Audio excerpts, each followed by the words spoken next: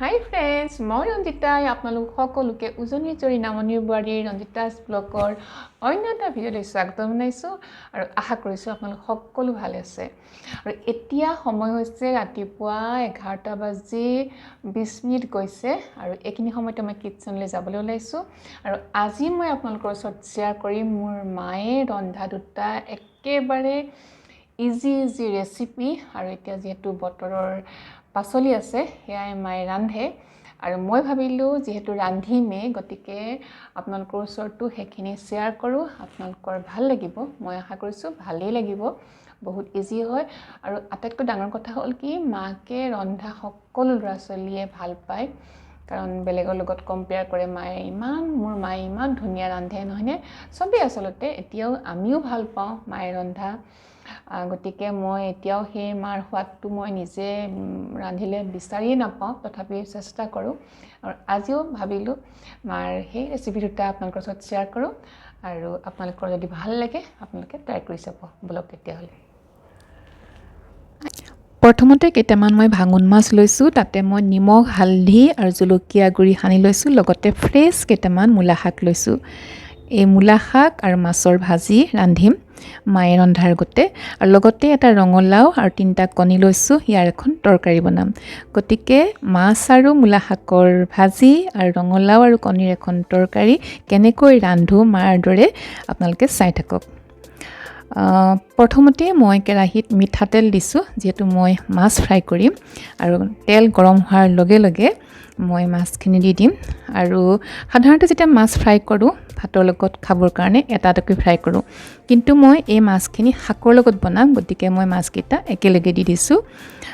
খুব ভাল ধৰণে ফ্ৰাই নকৰিলেও হ'ব, অলপমান কোমল কৰি ৰাখিব লাগিব, মনত ৰাখিব। এয়া অলপ সময়ৰ পাছত মই উল্টা কৰি দিছোঁ মাছকেইটা। আপোনালোকে বৰিয়লা মাছ বা ভাঙোন মাছ যিকোনো মাছ ল'ব পাৰিব, খুব টেষ্টি হয়, কিন্তু শাককেইডাল একেবাৰে ফ্ৰেছ হ'ব লাগিব। মই উল্টা কৰি দিছোঁ মাছকেইটা, হৈয়ে যাব, বেছি সময় নালাগে, কাৰণ বেছিকৈ টান ফ্ৰাই কৰিব নালাগে এনেধৰণে বনাবৰ কাৰণে। আৰু মাছকেইটা হোৱাৰ পাছত ভাঙি দিব লাগিব, কাৰণ ভাঙি দিলেহে শাকৰ সৈতে মাছকেইটা মিলি যাব আৰু তেতিয়া ভাজিখন সোৱাদ হ'ব। আৰু এইখিনি সময়তে মই মূলা শাককেইডাল কাটি ল'লোঁ অলপমান ডাঙৰ কৰি, লগতে 2টা পিঁয়াজ ডাঙৰকৈ কাটি লৈছোঁ, আৰু লগতে মই কেইফুটামান গোটা নহৰু লৈছোঁ আৰু কেঁচা জলকীয়া 2টা লৈছোঁ কাটি। কিন্তু মায়ে এই ভাজিখনত পিঁয়াজ নহৰু ব্যৱহাৰ কৰা নাছিলে, কিন্তু মই কৰিছোঁ, কাৰণ নহৰু বহুতেই ভাল, সকলোৱে খাব পাৰে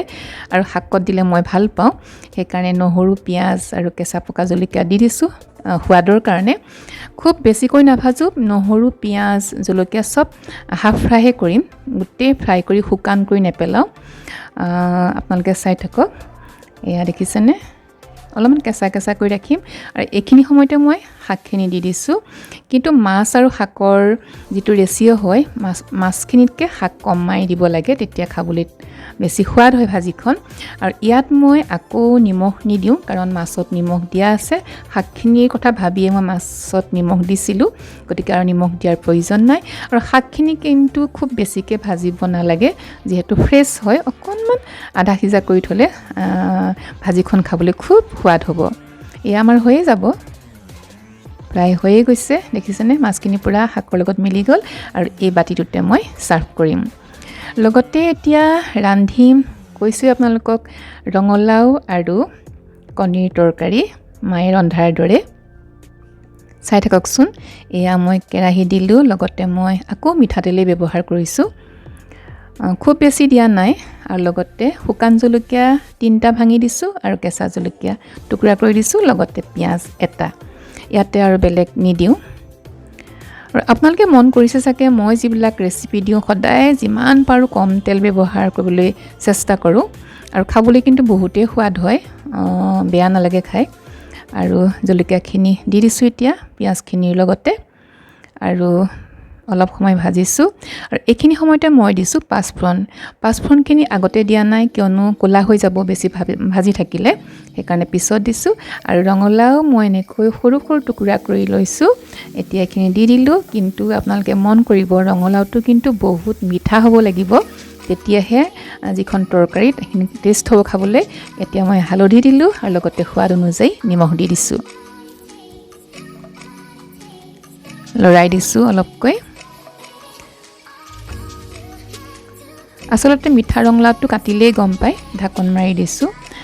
মিঠা এইকাৰণে কৈছোঁ যে মিঠা হ'লেহে কিন্তু খাবলৈ ভাল হ'ব 3টা কণী লৈছোঁ কণীকেইটা ভাঙি ল'ম মই ঢাকন মাৰি দিছিলোঁ আকৌ অলপ সময় পিছত উঠাই দিছোঁ প্ৰায় সিজিয়ে যায় ৰঙলাও যিহেতু পটকে সিজি যায় সৰু সৰুকৈ কাটি লৈছোঁ অকণমান উল্টা পুল্টা কৰি দিছোঁ আৰু আকৌ ঢাকন মাৰি দিছোঁ দুবাৰ তিনিবাৰ এনেকৈ ঢাকন মাৰিব লাগিব এয়া লৈছোঁ মান ধনিয়া আপোনালোকে বেলেগ ধনিয়াও ল'ব পাৰিব কণীত দিবৰ কাৰণে মই মান ধনিয়া লৈছোঁ আকৌ ঢাকনখন উঠাই অকণমান লৰাই দিছোঁ এবাৰটো ৰঙলাও পুৰা সিজি গৈছে দেখিছে ধুনীয়াকৈ এইখিনি সময়তে মই দিছোঁ কেঁচা মটৰ এক বাটি সৰু বাটিৰে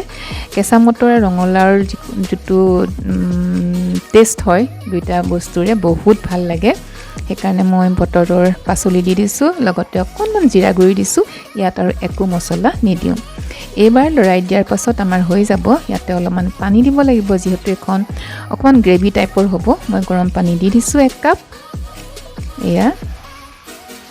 এতিয়া খুব ভালকৈ লৰাই ঢাকন মাৰি দিম দেখিছেনে কেঁচা মটৰৰ গুণটো খুব ভাল লাগে ঢাকন মাৰি দিছোঁ আৰু এয়া ঢাকন উঠোৱাৰ পাছত দেখিছেনে আচলতে এইখিনি সময়তে মই অকণ কচুৰি মেথি দি দিছোঁ টেষ্টৰ কাৰণে যদি আপোনালোকৰ নাথাকে নিদিলেও হ'ব মোৰ আছে কাৰণে মই দি দিছোঁ খুব ভাল লাগে আৰু ইফালে মই এখন নন ষ্টিক টাৱা লৈছোঁ দেখিছেনে টাৱা গৰম হৈ গৈছে আৰু এই কণীকেইটা ফেটি ল'লোঁ মান ধনিয়া কাটি ল'লোঁ আৰু এটা পিঁয়াজ কাটি লৈছোঁ ডাঙৰ পিঁয়াজ এটা লগতে নিমখ অকণমান আৰু অকণমান জলকীয়া গুড়ি দি দিছোঁ সেয়াই